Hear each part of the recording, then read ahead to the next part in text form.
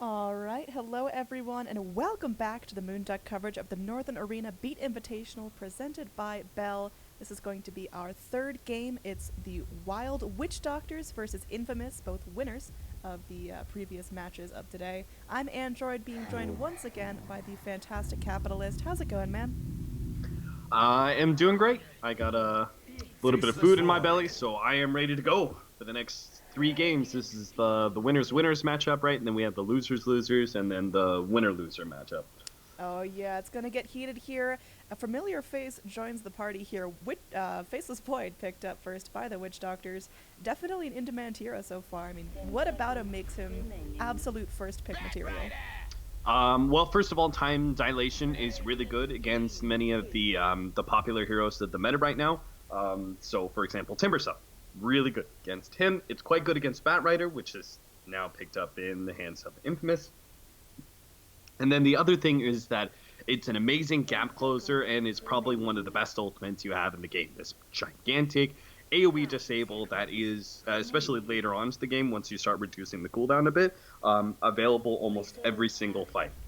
So it just means that you have this really highly survivable offlaner that can make pickoffs happen every once in a while again in the early game, but he just destroys team fights between Chronosphere and time dilation. It's really hard to work around, especially the later the game goes. Ooh, OD picked up right away. So we've got Disruption from the Shadow Demon. We've got our Astral Imprisonment from the Outworld Devourer. There's going to be a lot of heroes that don't spend a whole lot of time in team fights. Yeah, Shadow Demon OD I feel like is constantly picked up in NA pubs. It's either OD Omni, it's Huskar, Huskar Oracle, it's Shadow Demon OD. Like I feel like there's very much a determined meta in NA when it comes to the pubs, and it's oftentimes going to be reflected in the competitive games themselves, right? Because the ultimately what's happening in pubs is going to affect what happens in the actual competitive games, just because it's what you're used to, and also it feels like that's what's strongest for the patch right now. So not terribly surprising to see either one of these heroes' faces. Just a question of whether they were going to be picked or they were going to be banned. While the Witch Doctor's here taking a bit of a gamble, though, I would say, in picking up two of their cores right off the bat.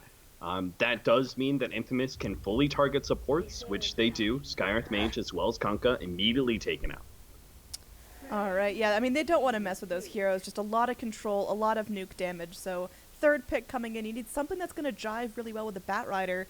I mean, I love to think of Batrider as that hero that, you go in, you drag that prey back to your carry. What carry is going to be the best at cleaning this up? Is it someone like a Sven? Is it an Ursa? Who's going to be the one to receive that bounty on the end of Batrider's lasso? Well, you got to be a little bit careful about some of your melee cores, just because of the fact you do have an OD.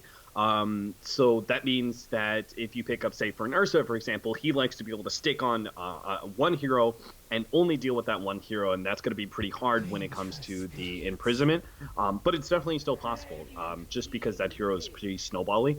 I think I think they're going to look elsewhere, though. Nyx Assassin picked up by Infamous.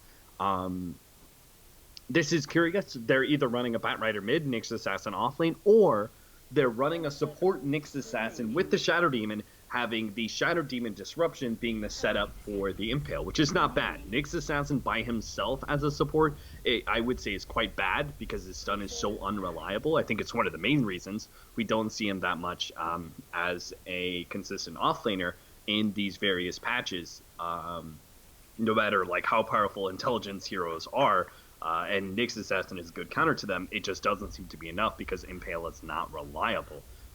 But when you have a setup stun, it makes him a lot more viable as a support. Wild Witch Doctors, though, one of the best counters to the Batrider in the pool. Vengeful Spirit picked up in their hands. Really like this pickup, and I can't believe Infamous didn't actually ban it away themselves. I would be much more concerned about a Vengeful Spirit than I would a Skywrath Mage. So Skywrath Mage Faceless Void combination is cute, but it's not a direct counter to what your lineup is planning to do. And you're planning on being the initiators in the first place. if they get a Chronosphere and Ultimate off, that should probably mean you've already killed one, maybe two heroes. So I don't think that should they should have been too scared of that. Vengeful Spirit, though, direct counter to the aggression of the Bat Rider, stops the lasso obviously immediately, and puts the Vengeful Spirit maybe in a precarious position, but ultimately you're a hard 5 position, and that can be recovered. All right, so moving forward Templar here, you still need a Assassin. big boy carry. Templar Assassin picked up, so most likely going to be the mid laner here, putting the Bat Rider in that off lane position. Or does that mean support Nyx, or could Nyx be off lane? What are we going to see here for laning position on Infamous? I think it pretty much solidifies it for me now that the Templar Assassin going in the mid lane means that Nyx Assassin is going to be your support. Maybe they do a Bat Rider jungle or something, but that seems unlikely. Much more likely, Nyx Assassin is the support here. He was just picked up because, hey, he's really good versus OD. The big intelligence core. You have mana burn. Great. Sounds like a match made in heaven, as long as you have that setup stun, which is what Shadow Demon is. So, the next question should be, Infamous, do they get like a pushing core, or are they okay with taking it late game? While the Witch Doctors with the axe now in their hands, it feels like we're going to have a very similar lineup to last game. Seems like to me, like I've only watched that one game, but just from initial feel, it seems like Wild the Witch Doctors is a rather greedy team. So I would not be surprised if we're going to see another mid-Faceless Void, Axe in the off lane / jungle, probably, full-time jungle, and then OD is going to be our safe lane carry. Yeah, it's definitely possible here. On Infamous, I kind of want them to pick up a core that relies on that Shadow Demon helping them out, so illusion-based core. Do you think a PL could be viable here? PL versus Axe is sometimes a crapshoot. It can overwhelm the OD, but we saw what happened last game with the Wild the Witch Doctors Axe. Like, IX Mike was able to get online pretty quickly, and he really pushed that advantage, and PL would be hard-pressed. Like, later on to the game, he'd obviously be fine, but for the first 25 minutes, he would be hard-pressed to deal with that Axe. I think you're just looking for... would be in a nice support for Witch Doctors at this point, because Witch Doctor? Witch Doctor with Faceless Void, I don't think Witch Doctor scales quite as much as you would like to. They could do some sort of dual lane scenario if they feel confident enough against the Shadow Demon Nyx Assassin. They could do like a Darkseer Axe lane, but I think they're going to stick with what they had last time. They could get a roaming hero of some sort, Spirit Breaker, Riki, Bounty Hunter, and play off of team fights, but I don't think they're pretty cooldown reliant, and I don't think you want to go Bounty in that scenario, just because I think with Bounty you want a team that's actively fighting. Maybe a saving hero of some kind. The Omni was already banned away, Shadow Demon's out. What's another good saving hero? Oracle's gone. I mean, Wyvern's still available.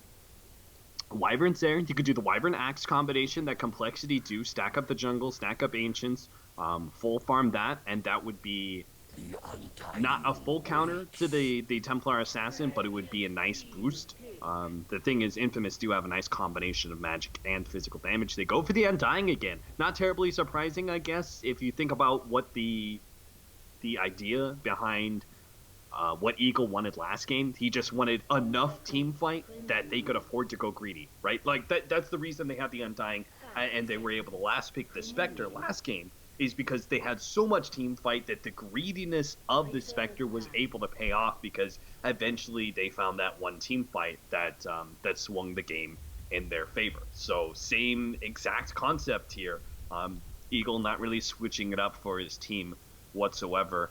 Infamous now still have to deal with the possibility of an Axe Undying aggro dual lane, and the danger, maybe even Vengeful Spirit running in with that there is the danger of that sort of scenario, but more likely plan for mid-game team fights. Ooh. Aggressive hero is best. Lifestealer works really well with Bat Rider. I don't think they could have gone late game against OD Faceless Void, so I think this is the right place. I was thinking Jug, Lifestealer, Luna, and Draw Ranger I think were already banned away, so they couldn't get a good pushing core. I think this is the best that is left. Yeah, I really like the combination. I didn't even think about that Life Stealer bomb potential out of the Batrider. That is a ton of damage. Are Infamous really on a timer here? You know, what do they have to accomplish by a certain point in the game? Well, the biggest thing they have to accomplish, and this has less to do, I think, with the. I mean, it does seem to be kind of the playstyle of their team and also the playstyle of Kotaro specifically, but you got to make sure Kotaro has a good game because this guy is an insane Templar assassin. If you could just make sure he has a good landing phase, he's going to go off. He can go off real big, but you just got to make sure that he doesn't stumble into any early axe ganks. That just keep IX Mike controlled as best as you can. Don't let IX Mike do what he did last game against Pain Gaming, where he was able to get multiple successful rotations pre-Blink Dagger, right? Which meant that he was able to get a really fast Vanguard, transition that. He's still rotating around, able to transition that into a Blink by 20 minutes. Vanguard Blink, he just like kind of dominates the game from there. Don't let that happen. And I think you should be okay. Oh God, I crashed. I crashed too. Oh no. All right. Yeah, we all crashed. Have fun. Emergency wait screen. But yeah, I'm really liking the draft put out. I think Lifestealer has the potential to scale really well. I just hope that he gets what he needs. I mean, is he going to be primarily sticking in the safe lane? Is he going to hop around into the jungle? What's the laning phase going to look like? Pretty sure that our Lifestealer is going to be more of a 2 position and then Kotaro will take the hard 1 position on the Templar Assassin. And the reason I say that is because I think Kotaro is that kind of player. Like, he's a carry style mid, similar to Arteezy, Samael. Like, those kind of players like to be able to play more the carry style. So I think they want to be able to move this Lifestealer pretty quickly around the map. So if King can get a fast Blink Dagger, start moving the Lifestealer almost immediately. If Nyx Assassin can get a relatively early level 6 and you're still waiting in the Batrider Blink, then go for a Vendetta gank instead. Use this Lifestealer actively and corral Witch Doctors in because they have a greedy lineup. You want to be able to punish them as much as possible, and in the act of punishing them, you will buy space for Kotaro to get his farm, stack up, Ancients or whatever, and get to that big Desolator carry. All right, I'm excited to see how this works out. I mean, last game we saw the Witch Doctors playing in. They had a really, really rough laning stage, but they stayed in it, and they just kind of persevered, and eventually their heroes scaled up. Now, we got to mention what's going down up here near the top rune. There is going to be a full engage coming out. There was an Impale attempt from the Nyx Assassin, but now turning things around, they get the magic missile off. Nice Impale, connecting onto 3. This might be the end of the engage as Eagle crawls away with just a fraction of health. No blood is spilled just yet, but that was definitely a big 5-on-5 matchup, a big show of spells. Yeah, the Eagle just hoping to be able to get that ward. You see this a lot, actually, in NA, is that the supports all the time on Dire Side will try and sneak through and get this ward up, because it gives so much good vision. It not only sees the transitions into lane, but it also sees the rotation back by the offlaner to farm their offlane camp, which allows you to be able to either harass him, stop him from farming that, or even get a potential kill on a low HP offlaner. So it just gives you a lot of information. But he does get caught in the process of doing that, and I'm presuming... I can't believe they haven't countered it yet, because they saw him go into there. I can't believe Excel isn't using his counter ward just yet. But looks like he's going to now. Yeah, I mean, we'll see. Hopefully that gets taken care of. Now, mid lane, we've got our classic OD mid. Not going to be that safe lane, greedy position like you talked about. Faceless Void's going to be sitting there in the solo safe position, so he's going to be kind of going all on his own. How do you think he's going to handle this up against a very aggressive tri lane? Not well. I mean, Boris is... okay, Boris really impressed me, the way he was able to keep... Like, there were so many pro players that if I was watching in that same position, they would have tilted. I can almost guarantee it. So many pro players would have tilted in that position. So much respect to Boris and what he just kept a good head on his shoulders last game. And it was like, okay, my life sucks as a Spectre, and it's gonna suck for a really long time, but I'm just not gonna die. I'm not gonna give up any extra gold. So I have faith that Boris is gonna be able to do that even better this game because he's got a better hero for it, right? Faces Void he has more survivability, and he transitions a bit better without farm, which is why he's available to be an offlaner as well as a safe lane farmer. So I think he'll do pretty well. It just comes down to, again, what is Jubei going to get out of this? Again, this is super greedy by Witch Doctors, where the way they kind of sacrifice their safe lane and put the support at bottom lane just to get experience and maybe a little bit of CS while the jungler is full out there. Like, they have this game plan, it seems, when they're challenged by aggro lanes to just abandon it and make up for it later in their team fights. I think this is going to be the first blood there. One final smash of the hammer. Man, I don't know what Boris is doing, but he is getting the luckiest bashes I've seen consistently. All right. How many bashes did he get? I think he got 2 or 3 there. Now, we are going to have Eagle coming back in, trying to turn something in his favor, but Shadow Poison sprayed out. He's actually getting really low. Could the Shadow Poison catch be enough here? The 5th stack doesn't connect, so without that extra boost of damage, I don't think it's going to be it. But there's going to be Boris coming back in. Can he bash here? Going to draw the aggression of the jungle creeps, making it a little bit more difficult for Void to stay in, trying to juke around this tree. But look at that! Just smacked right in the goddamn face. Now, mid lane OD was able to get the kill, onto the Templar Assassin. So things are going pretty good for Witch Doctors. 0-3 right now. Yeah, Jesus. I mean, they're supposed to be punished for their greediness and their laning choices and not having the Vengeful Spirit there. And what happens? They pick up 3 kills in that. Like, that's ridiculous. That actually 100% should not happen. But somehow it does. And so the laning phase looks magnificent for Witch Doctors. The only lane that is going to be somewhat even is that Katara will probably climb back in CS as he starts getting the higher levels of refraction, and that'll go about even, I would say. Slight advantage to the OD. But everything else, like, is going better than expected. Like, they have this axe that is going to be full on jungling. The Vengeful Spirit hasn't died yet in the bottom lane and is level 4. So yippee for Jubei. He's playing that greedy role and isn't being punished for it either. So, I don't know. The laning phase, it's still going to look good for Infamous when it comes to their own farm, but they're letting Wild Witch Doctors have more than they should. Yeah, I mean, it seems like every single lane is either breaking even or winning on the side of Witch Doctors. Then you have the Axe. IX Mike has just been traipsing around. He's just been getting a ton of last hits, a ton of experience. He's going to come out of nowhere like we saw last game with, a Blink Dagger, governing early Blade Mail, and then he just charges at you. There's not a whole lot anyone can do. Meanwhile, top lane, no bashes this time. Unfortunately, the Lifestealer is going to be able to walk away.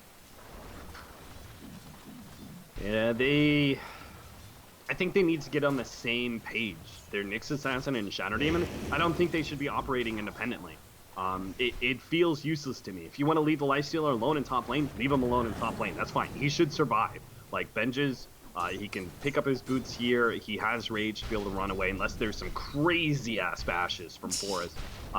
He should never die in that lane. So, if you want to leave him alone, by all means, leave him alone, but keep the Shadow Demon and Nyx Assassin together and rotate. Like, if you want to shut down Jubei and punish him for running the Vengeful Spirit offlane against the Bat Rider, then go. Do that. Kill him. Go mid. Try and pick off the OD and help Kataro out. Maybe he can actually get a kill there or something. Like, do something together. Don't do something separate. Because I really feel like they're letting Witch Doctors get away with their greediness way too much. Yeah, Infamous are playing this a little bit passive. I mean, the only exception is really in this mid lane. The Templar Assassin's really been trying her best to stay even. She's getting some decent farm in terms of last hit. She's not too far behind our leaders here, tied up evenly with the OD.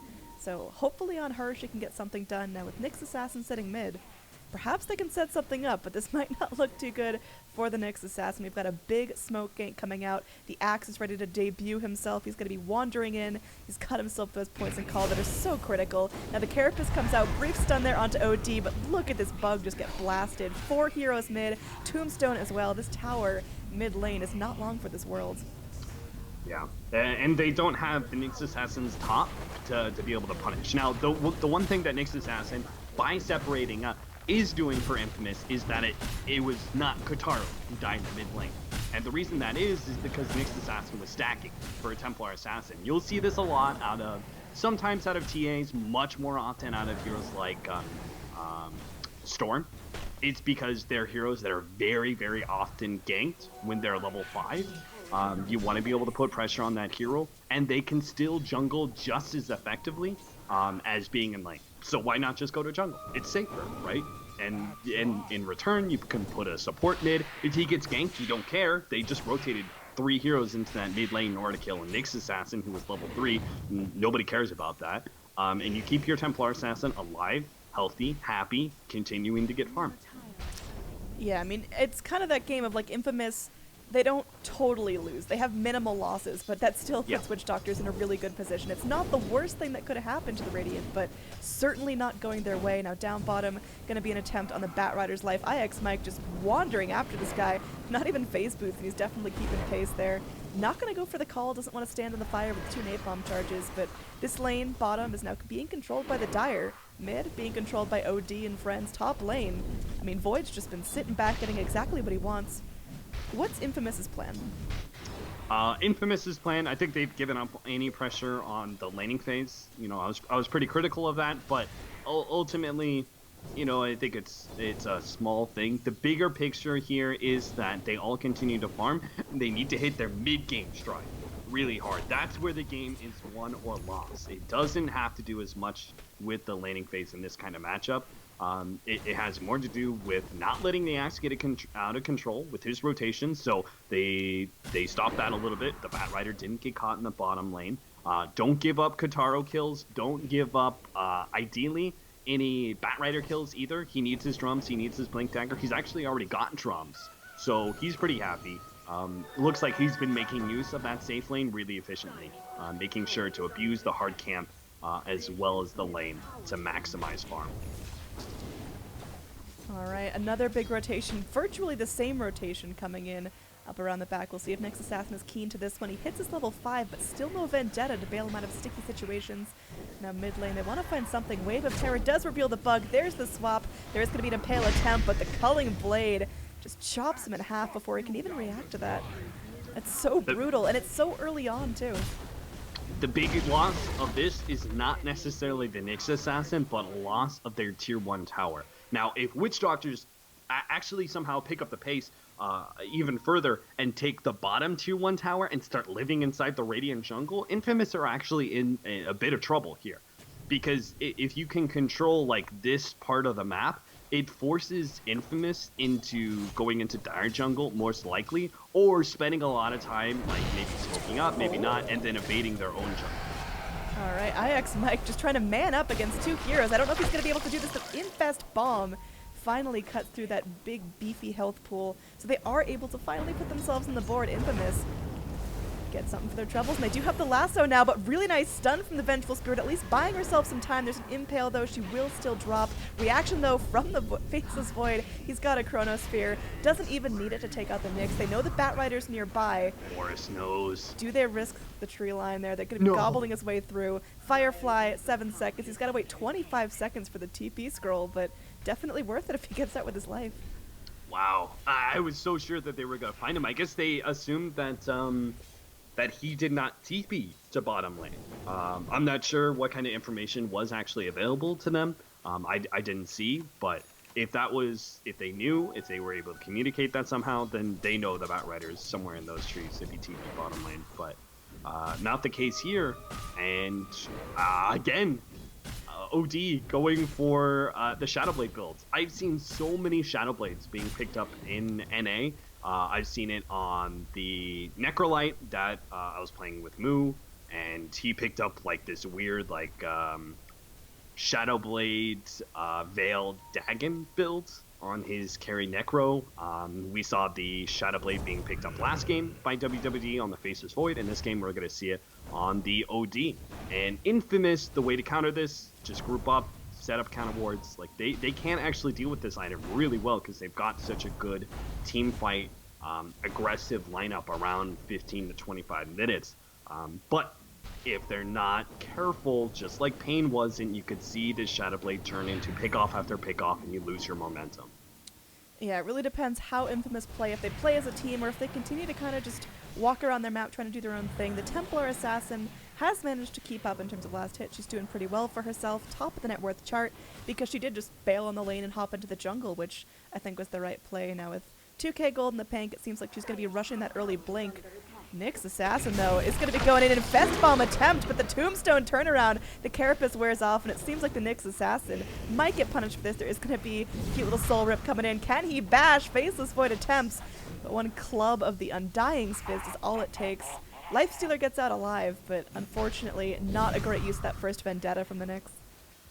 Well, Infamous, they tried what I was talking about, like the Batrider doesn't have Blink Dagger yet, use the Nyx Assassin in his level 6 to try and facilitate some pressure from the Lifestealer bomb, but obviously Witch Doctor's one step ahead, but Infamous, if they can get the kill on OD, it all would have been worth it, but the rotation, the wraparound there from Excel was not quite fast enough. Now Kataro finally gets her chance to try to slap away at this mid tower. Bringing in Ben Jasmine is going to be all the easier. Armlet almost completed on the Lifestealer. Needs a little bit more gold, which she could get off of the back of this tier 1. So big rotation in from the Radiant. This is their primary objective, but waiting in the wings, we've got the Vengeful Spirit ready with that swap stun. Batrider is keen on this. He doesn't have his blink just yet, but he wants to try to get her using that Firefly to cut her on the cliff. Flame Break back into the lasso. They do get in range of time. There is going to be that Astral Imprisonment to try to help out the OD, though. May only be setting her up for future disappointment. She hops out. Magic Missile there. Oh, but Blink in from the Templar Assassin. She's showing off that new dagger. We'll see if she's able to find anything from it. Eagle, he is just between a rock and a hard place. He's in his flesh golem form, but it's still not enough HP to get out alive. And now one more magic missile from the Venge. She does get punished, but oh, the wand charges. She's still alive. Looks over the cliff to contemplate her last moments, but finally falls. What a messy engage right there. Yeah, there really was. Witch Doctors, they seem to have many different game plans, and no one was on the same page. Like, so for example, Ike's Mike was at the top lane farming away. I have no problem with that. I think the two supports were the ones on different pages there from their cores, because they start setting up for possibly defending mid. They think, oh, we're going to do this wraparound, we'll have our cores TP in, and we can fight at the mid lane, but that's so not necessary. Remember, Witch Doctor's lineup is the greedy one. They don't need to take a risk like that. They don't need to take fights. They don't need to force fights. What they could have just done is continue to sit at that bottom lane behind their core, ensure that they get that tier 1 tower at the bottom lane, and then open up that Radiant jungle to themselves. But they play it too greedy, their heroes are too greedy, and they get punished. Alright, now there is going to be that Vendetta Nyx. They're going to lose vision of him very, very shortly. And no one has dust. They get him a little bit with the... I mean, it cost him a full chrono. Yeah, they get him a little bit with the scan there. I thought maybe they would still catch him. Oh, the sentry! He's sitting underneath the sentry. Oh. Nope. Okay. Alright. Either way, back towards the mid lane. We've got that completed Shadow Blade on the OD. He's had that for a little bit. 500 gold on top of that. But there we go. There's the dust, and he's blasted apart by 3 heroes joining together. That Infest Bomb is so deadly. I don't think Witch Doctors are giving that enough attention. Yeah, Witch Doctors are giving too much space to Infamous and allowing Infamous to be able to make these kind of really aggressive maneuvers. And by space, I mean that they're leaving like these openings. I don't necessarily mean that Witch Doctors need to be the ones aggressively pushing into Infamous, and not at all. But what they do need to do is make sure that the openings that they leave out there, such as the OD sitting by himself in the mid lane, to make sure that he does have some backup, that they have some sort of game plan, not to just give that one away. For example, like if they were going to do Roshan, good, do Roshan. Bring OD into that area and make that a potential 5-man. Because you had the information that Infamous would not be able to be there in time. Vengeance was seen at the top lane. As soon as he disappears from that, then maybe you get concerned about a 5v5 in the Roshan pit you can't win. But until that point, you had the info that you could go for Roshan yourselves.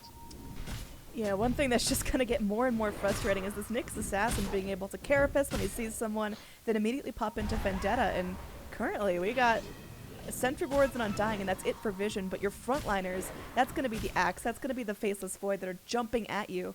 They have no way to reveal that Nyx. IX Mike is going to pick up the Blink Dagger now, sells the Iron Talon.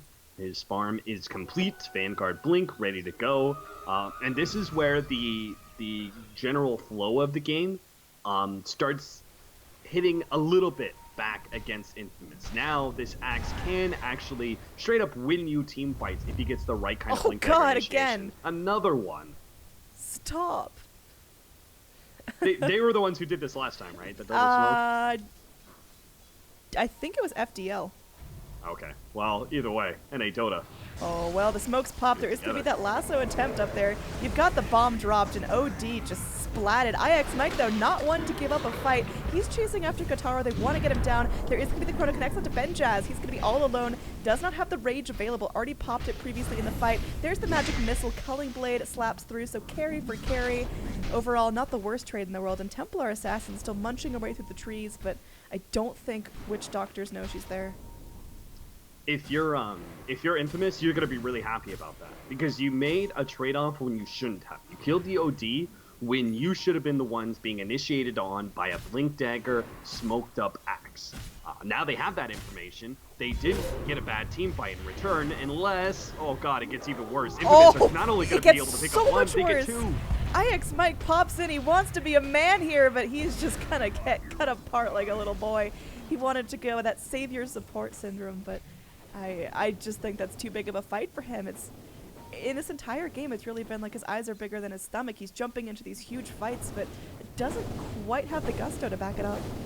Yeah, this is looking a bit rough for Witch Doctors. They like when they went for that gank up at the top lane, it was a really good gank, but they needed to play a little bit more passive on their OD. Really make sure that he doesn't get initiated on, because you just sit back for like 3 seconds and your team is then there and you don't die in that scenario. And what probably happens because of that is that Witch Doctors get not just one hero, they probably get 2 or 3, and they don't lose anybody in return. And those sort of trade-offs, right? Like there is this big power spike when you have the blink dagger and you use the smoke and you have all this extra surprise on Infamous. You need to make the most of that scenario. Now it's just pick off City as they're gonna get another one. Vengeful Spirit King gonna die in the mid lane, no problem. Yeah, I mean, it's not even so much the loss of the Venge that's so critical there, because, you know, again, position 5 support, who really cares? I mean, she's not worth that much, but it's the loss of map control, the fact that Witch Doctors feel vulnerable in their own tier 2 area. They know that they're going to get ganked at every turn. They know there's infest bombs. They know there's blinks out now. It's really scary being Witch Doctors, and there's only so much good vision can do. Yeah, at this point, Witch Doctors, like, they need to stop playing around this area, and just need to play more off this side of the map. Pretty much their dire jungle is all Infamouses. You can't really do much about that. They're pushing aggressively. You need to stay 5-man, stay around the Roshan pit, play on the Radiant jungle, and as a result, they are going to be able to get the Aegis into their hands, and maybe that will help turn things around for them. But as it stands right now, things are looking quite good for Infamous, both in the kill score 9-8 slightly there, but most definitely in the network chart. 7,500 gold lead there, and climbing even further past that in experience, almost up to 10k. And the thing is, this lineup hasn't hit its full peak. It's hit its pickoff point where you're able to get this lifestealer around via the Bat Rider as well as the Nyx Assassin, but you're only just now going to see the full control that a Bat Rider offers you when he has that kind of power, and he's got a gem in him, and then Templar Assassin's going to be picking up a BKB in sometime soon, so he's going to be unstoppable in team fights. No one will be able to dissuade him from the target he jumps on unless you try and go for the chrono. The game's about to get real tough for Witch Doctors. They have a small window of time, probably 5 minutes, where they can push back against Infamous and try and slow down this momentum. Yeah, I mean, the difference is really starting to show looking at the level disparity right here. You got Templar Assassin sitting comfortably, you know, level 16.5.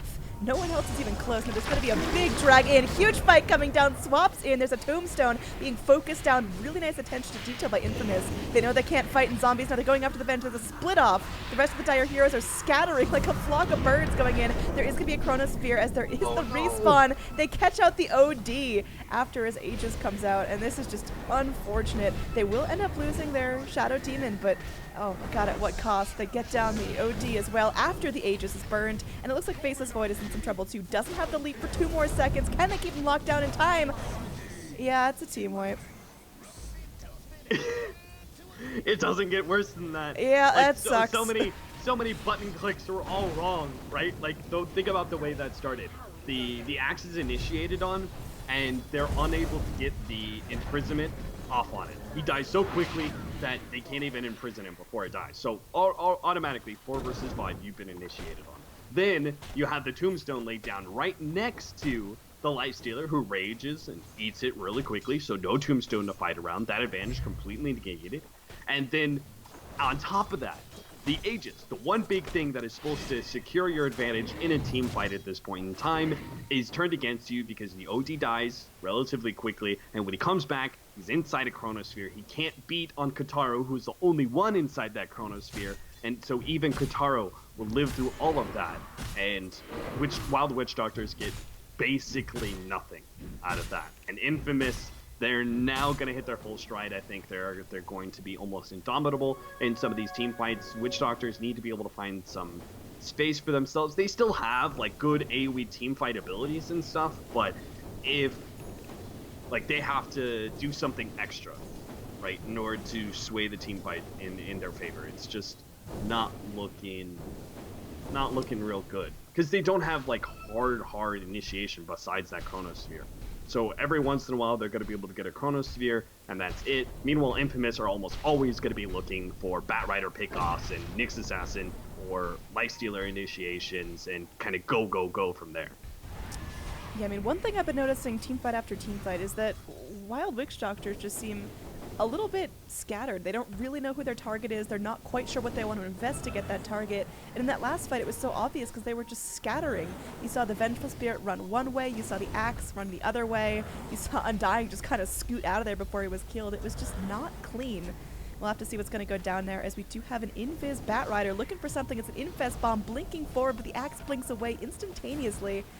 So no engage breaks out there, but still Infamous keeping Witch Doctors on their toes. Witch Doctors can't split up. They can't be farming right now. They just have to react, which means Infamous are just so far ahead.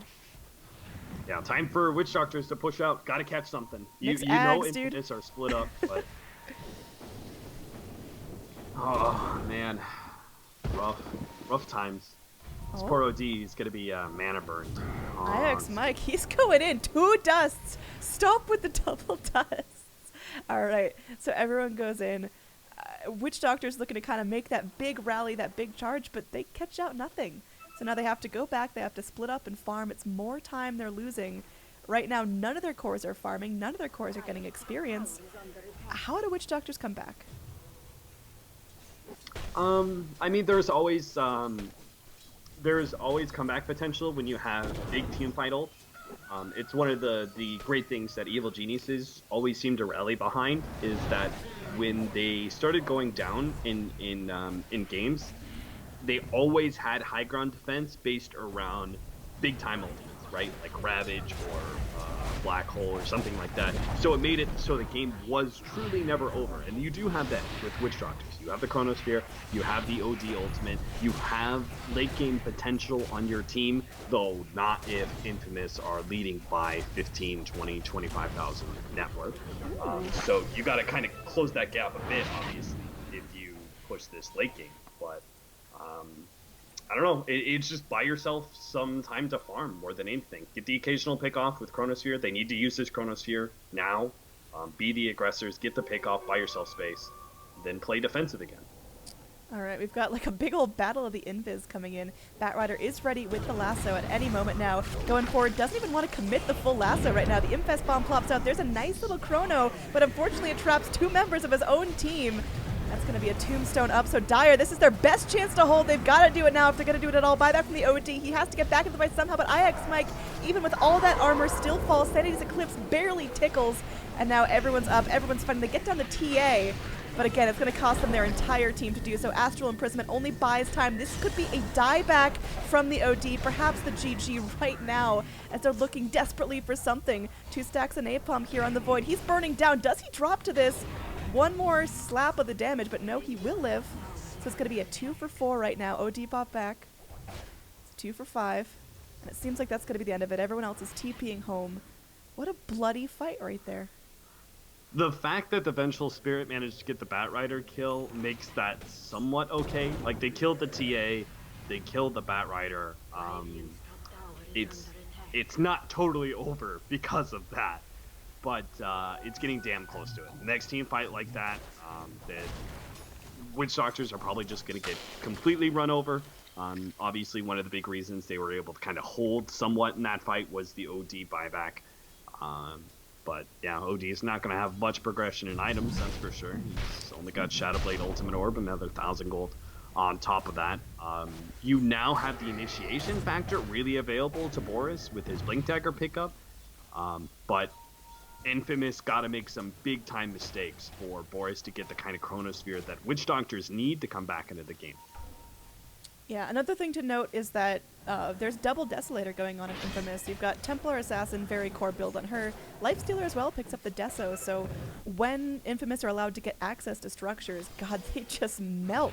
And heroes like the Axe that are so notably tanky, I mean, they just go down so easily. Yeah, this is really looking like what I expected, almost, that game that we were watching versus Pain. You know, I said, I think Witch Doctors is the better team, but Pain, I had them when it came to draft. And the reason is that their lineup was greedy enough they could be punished really heavily at that 25-minute marker. And you could see what a team like Infamous, who seems to be a little bit a step above Pain, what they're able to do with their lineup. They're playing really active. They're playing super aggressive. They're using the Lifestealer Batrider really well to get these constant pickoffs and not giving any space. His Witch Doctor is going to lose OD again. I mean, that's just easy peasy. He just keeps being out on his own. No supports by him. Now they're looking for something else here. There is going to be 2-on-1 scenario. Tombstone up. Maybe let Nyx Assassin bit off more than he can chew. He does pop the Carapace, stunning out a bunch of heroes. There's the time dilation, but he burrows underground. There's not a whole lot they can do. There's the Culling Blade after they finally get down the sentry, but still costly as the racks are now going to be pulled apart by the TA. There's a Chrono initiating onto the Lifestealer, but can they even get him down? He's so gosh darn tanky. Flame Break comes back in, but another Culling Blade from IX Mike means they're able to get a 2-for-1 scenario. Magic Missile comes in, but again, a little bit of scatter. They're not quite sure who their target is. Now they focus on the Batrider. There's the call. It does connect. Nice first hit bash coming out, and it looks like the Flame Break won't be enough to pick off the Faceless Void. Oh, what is happening, Annie? You alright there, Cap? Alright, well, Eagle dies, but I mean, that was so painful to watch, right? Because that should have been a Nyx Assassin for an OD. And if you're Infamous, you're like, alright, super happy with that. Like, it's all bueno, But then you stuck around too long. Like, your Nyx Assassin bought you time to get the tier 3 tower. There very clearly was not enough time for you to hit the melee racks, but they tried to do it anyway. And then they get their Lifestealer caught. The Lifestealer getting caught means that then they try and turn around and do something there. As a result, the Batrider gets caught, and then they lose the gem because of that. That's a really big network swing. Infamous are still super, super far ahead, but you can't afford those kind of mistakes, right? Like, you should just be able to close out games at this point in time. It should be, like, really systematic. But that was a very silly mistake that Infamous made. All right, big group up. Hopefully no double dusts happening this time, but blink forward. They're looking for something. TA deploying that trap, and Boris, he's waiting on the cliff. He doesn't have the Chrono, so he's got to be careful what he threatens. Doesn't really have the tools to back it up if someone jumps him. Now, he does have that Hyperstone, so we'll see if he's going to go in for a Moon Shard or just has that casual attack speed, or if he wants to go for an AC. Oh, there's the blink in from the TA. She's trying out the Roche, but little does she know that Boris sees the whole thing. Blink forward, though. Batrider wants to get something for his troubles. IX Mike Nice blinks job. in. It's an Infest Bomb, though. There is going to be a Chrono eventually, but the stun from the Nyx Assassin stalls it down. IX Mike, he's still alive. Sanity's Eclipse doing a whole ton of work. There's the Disrupt. Lifestealer picked apart. Meanwhile, Templar Assassin is able to go and picks up the Aegis at the cost of her core and a couple of spells. Still, overall, pretty good for the Witch Doctors. Yeah, I mean, IX Mike keeping Witch Doctors in the game, man. That initiation was so good. The fact that he caught 2 heroes, stopped the Batrider from really being able to get the good jump that he hoped for, that fight would have been huge for Witch Doctors if it was 7 seconds later. Because 7 seconds later would have meant Chronosphere was up, and they could have caught all 3 of those heroes that IX Mike grabbed with his initiation. They could have followed that up with the Chronosphere. Who cares if he hit the axe, as long as the OD is sitting outside beating on every single one of them, and then they easily wiped those 3 And then who knows what happens from there, right? Because maybe they go into Roshan Pit in time, and maybe interrupt the Aegis being taken by Kataro, something like that. Or maybe they even just catch Infamous. Even if the Aegis is picked up by Kataro, maybe they catch an extra hero or two on their way out of the pit. And this whole entire game can swing back into the favors of Witch Doctors. It takes multiple team fights to really be able to do that. But hey, you already had one at the top lane. Now you just had an okay-ish one-for-one trade-off, essentially, in that mid area. And you still have Chronosphere. That's a really important thing. Witch Doctors don't have to slow down just yet. They could actually, push back this mid lane, go for a smoke push out or something like that, and see if they can catch Infamous unawares. Again, I will stress, Infamous still very much in the lead, still very much should win this game. It should be a systematic closeout of the game by them. But Dota is a game of mistakes. That's just the way it is. Like that's why commentators will point these things out continually, because Dota is a messy game. That's why it's so beautiful in its messiness, right? So mistakes are gonna happen. We'll see whether or not Infamous do make those.